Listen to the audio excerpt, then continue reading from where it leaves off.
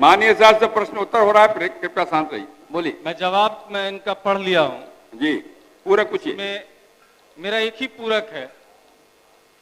कि महोदय, संविदा कर्मियों की सेवा 60 साल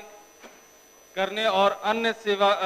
संविदा कर्मी की तरह सेवा लेने का विचार रखती है क्या? माननीय मंत्री जवाब।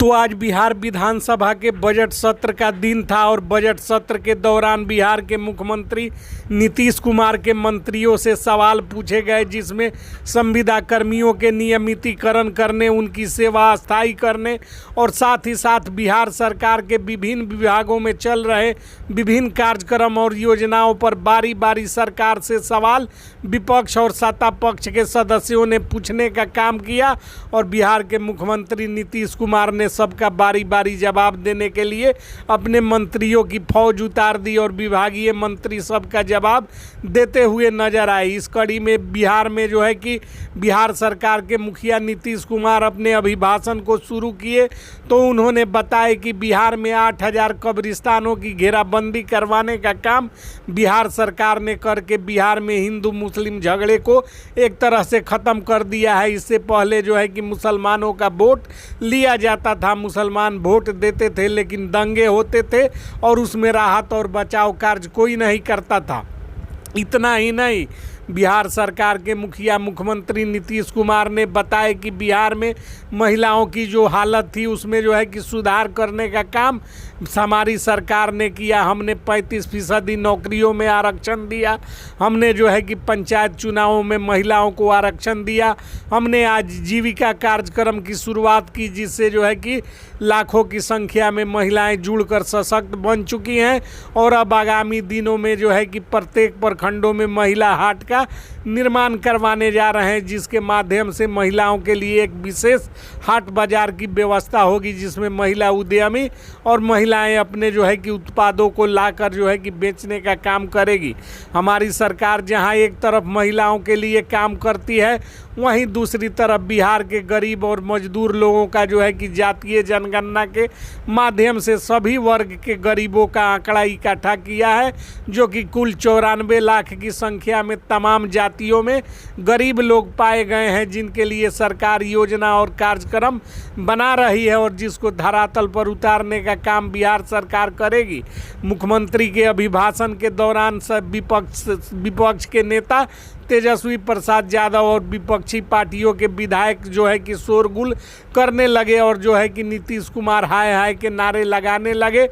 तथा जो है कि अंत में बिहार सरकार के जो है कि समक्ष प्रदर्शन करते हुए सत्ता विपक्ष के विधायकों ने लॉलीपॉप और जो है कि झुनझुना दिखाकर बिहार बजट को झुनझुना बताने का काम किया। उधर जो है कि बिहार के मुख्यमंत्री नीतीश कुमार अपनी योजनाओं को गिनाते रहे। इस कड़ी में बिहार सरकार के द्वारा जो है कि तमाम कार्यक्रम और योजनाओं की जानकारी दी गई, जिसमें बिहार सरकार के द्वारा बताया गया, मुख्यमंत्री ने बताया कि प्रगति यात्रा के दौरान हमने जिन योजनाओं और कार्यक्रमों की घोषणा की थी उसके लिए हमने जो है कि 25,000 करोड़ रुपए जो है कि आवंटित कैबिनेट की बैठक के माध्यम से करने का काम किया है और तमाम योजनाएं धरातल पर उतरने जा रही है। इस कड़ी में बिहार सरकार से संविदा कर्मचारी, आउटसोर्स कर्मचारी, दैनिक कर्मचारियों के सेवा अस्थायी करने के सवाल पूछे गए, जिसके संबंध में समान प्रशासन विभाग के मंत्री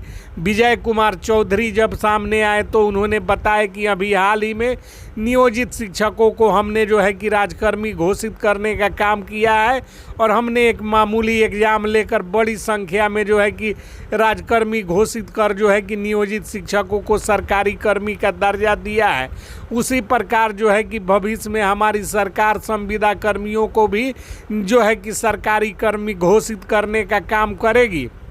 किंतु अभी सरकार जो है कि अपने अन्य कार्यक्रम और योजनाओं में व्यस्त है। संविदा कर्मियों की बात सरकार के संज्ञान में है और सरकार जो है कि इसको समझ बूझ कर जो है कि एक नियत फैसला लेने का काम करेगी। बिहार सरकार के मंत्री विजय कुमार चौधरी जो समान प्रशासन विभाग के मंत्री हैं, उनसे जो है कि कई सदस्यों के द्वारा बारी बारी पूरक सवाल पूछे गए, जिनमें पूछा गया कि क्या संविदा कर्मियों की सेवा 60 साल करने का विचार सरकार रखती है, और साथ ही साथ पूछा गया कि क्या संविदा कर्मियों के वेतन वृद्धि पर सरकार सहमत है। इस सवाल के जवाब में वे बताए कि संविदा कर्मचारी, आउटसोर्स कर्मचारी और दैनिक कर्मचारियों की स्थिति जैसे पहले थी उसमें काफ़ी सुधार किया गया है और उनके वेतन वृद्धि का जो है कि कार्यवाही प्रारंभ हुआ है, जिसकी पूरी जवाबदेही विकास आयुक्त को सौंपी गई है और आने वाले दिनों में इनके जो है कि सेवा अस्थायी और अन्य प्रकार की सुविधाओं पर सरकार काम करेगी। उदाहरण देते हुए विजय कुमार चौधरी मंत्री समान प्रशासन विभाग ने नियोजित शिक्षकों का हवाला देते हुए बताए कि नियोजित शिक्षक जिस प्रकार जो है कि अस्थायी किए गए हैं, उसी प्रकार संविदा कर्मचारी, आउटसोर्स कर्मचारियों को अस्थायी